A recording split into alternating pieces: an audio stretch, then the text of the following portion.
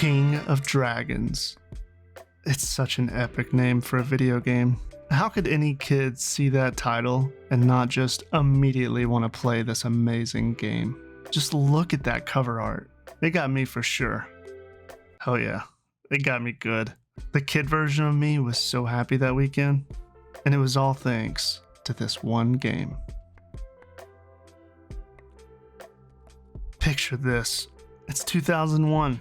We all survived the great Y2K scare. Yeah, remember that one? Wild. I was 11 years old at the time, and even though the Super Nintendo was over a decade old, it was still this magical piece of alien technology. I remember my brother and I would play all kinds of games on it when we could get our hands on them, which was about one every birthday and Christmas. And maybe some others if we could guilt our hardworking parents into throwing their money at one or two more. Hey, there was no shame in our game. At that age, life was pure, and there was one thing we loved to do more than anything else. Game. Yeah, that's my brother and I. Two starry-eyed kids with hopes, dreams, and a penchant for playing video games. That's why we were so excited when our dad would take us to one of the local pawn shops to look for a new Super Nintendo game. Hey, judge all you want. Things were different then, and not just because we were buying our games from a pawn shop either. I mean, sure, pawn shops are kinda shady, and especially so for a kid, but we looked past all that. We were on the hunt for one thing. And hey, if you think buying games is risky now, well, back in the early 2000s, it was even more of a gamble. If you were lucky, you might get a game with the manual intact and even one of those classic game boxes to keep it in. You know, one that ideally gave a description of the game on the back of it, even though it was usually pretty cheesy and didn't do a good job of telling you if the game would actually be fun. Somehow though, it was just part of the charm. So anyway, back to the story. So we go inside and, of course, both of us make a mad dash to where all the games are at. They'd usually keep them in this large rectangular counter with glass on the top and on the front, so that way you could see through. It was kind of like you were Indiana Jones looking at some lost treasure just out of reach. And these were just the cartridges too, mind you. No fancy cases or game manuals here, so all you really had to go on was the cover art. And oh boy, let's just say that we Americans did not always get the best cover art for our games. No. It's all we had to go on though, so we made it work. There was no knowing if the game was single player, multiplayer, a role-playing game, a fighting game, or even a beat-em-up. I mean, sure, you had your classic games that everyone recognized like Street Fighter II, Super Mario World, The Legend of Zelda. Those games everyone and their grandma knew about. But the SNES library was pretty darn expansive. I don't know any kid at that time who knew the names and cover art of each and every game, let alone one who could just recognize each one with confidence, especially without the boxes they came in or the game manual to read through. So yeah, despite all odds, I happened upon what would become one of my favorite games of all time, and all it took was the cover art. I mean, I was staring right at it, and it was staring back at me. Well, not actually, but it was taunting me. I knew my brother had to feel the same way too, because we probably passed the game back and forth like a dozen times once we got it in our hands. I mean, as soon as we saw that game cover and the name, King of Dragons, we just had to have it. So right then and there, we told our dad, and he bought it for us. Thanks, Dad.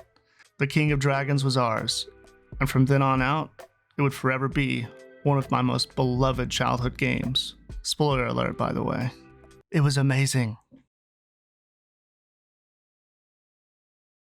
It wasn't easy though. If this thing took quarters, I would have had to dig through every couch cushion in our house to beat it.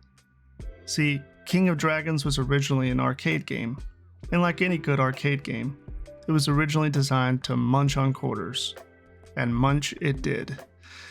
When it was ported to home consoles in the early 90s, you no longer had to worry about that, but it didn't really get that much easier. I mean, sure, it wasn't going to eat through my dad's wallet like a hungry dragon, but with only so many lives until the dreaded game over screen, this game really put my brother and I to the test. We were working together, sharing health items, and wailing away on bosses to take them down as fast as possible, just to see the end of the game. It was so much fun, and to this day, I can't beat it without sinking a few hours and a few game overs. Even though my 11-year-old brain didn't really care too much about game genres, it turns out King of Dragons is a beat 'em up. It's just like Streets of Rage or Golden Axe on the Sega Genesis, or the Teenage Mutant Ninja Turtles Turtles in Time on the Super Nintendo. You choose your character and you jump right into the game, right into the action. I miss that about games, to be honest. It's nice to take it easy sometimes, but there's something just simplistic and beautiful about being thrown into chaos from time to time. The controls were easy too, and they were very snappy. It felt good, it felt responsive, all the things you want in a beat 'em up. Definitely on par with the other titans of the beat 'em up genre at the time, and what it might have lacked in branding, it made up for with this fantastic sprite art and a truly interesting world map. I mean, you were on an adventure after all, even if that adventure mostly consisted of you and your kid brother fighting through hordes and hordes of bad guys. Thankfully, the levels were kind of short, and well, they ended with climactic boss battles. I never thought about it much back then, but I'm curious. What makes adventures worth it anyway? Why do we seek them out and covet them? Is it because of the friends we make along the way? I mean, yeah, that's true, but I'll tell you what it's also about. Treasure. And King of Dragons had that in spades. It really knew how to tap into that most basic human desire too, because long before we were grabbing up loot in Diablo 1 or rolling for rare items in World of Warcraft, there was King of Dragons, rewarding our hard work at the end of each level. It felt amazing too. You would topple some crazy boss like the Cyclops high up in the tower, or the old tree filled with giant, disgusting spiders, only to be rewarded with this Zelda-style treasure chest that would just float down and reveal a new weapon or trinket for your character. My favorite character was the Wizard, and with each new staff I acquired while playing him, his attack would change in appearance, range, and power. And you leveled up too. I mean, this really was the first beat 'em up that I ever played, with RPG-light elements. And it made for a great experience.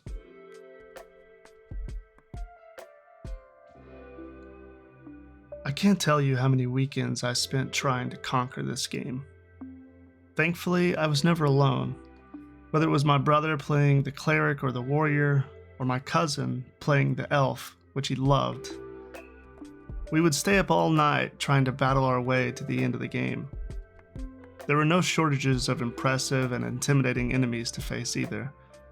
From the goofy fishmen who leap onto your ship only to get knocked flat on their backs, to the annoying skeletons that would jump back and then leap in to hit you on your way up to face the mighty Cyclops or a number of other bosses.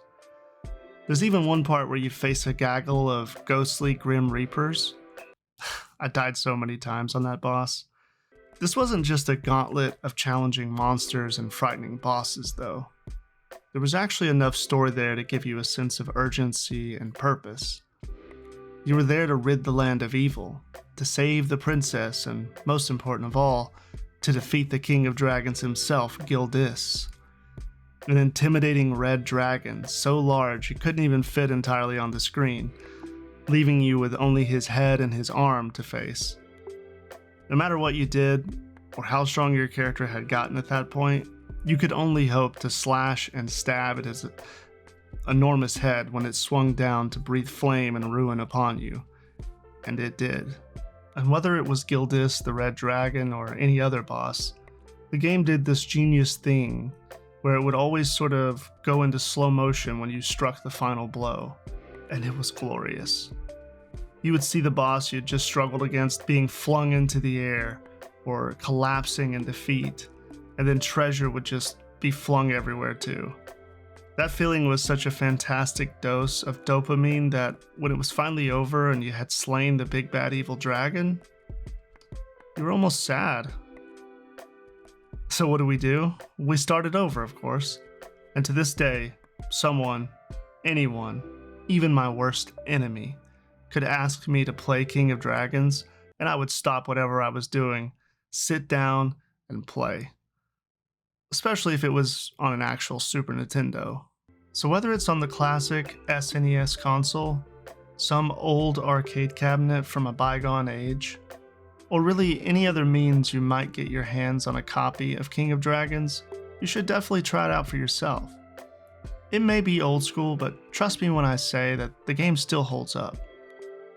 I most recently played through it on Steam using Capcom's Arcade Second Stadium, and it was well worth the price tag of only $2. It might even be like a breath of fresh air in the face of the issues we experience today as gamers. If you'd like to hear more about the state of gaming today, you should check out my first video here, called The Fall of Gaming 2.0. And let me know what you think about King of Dragons as well.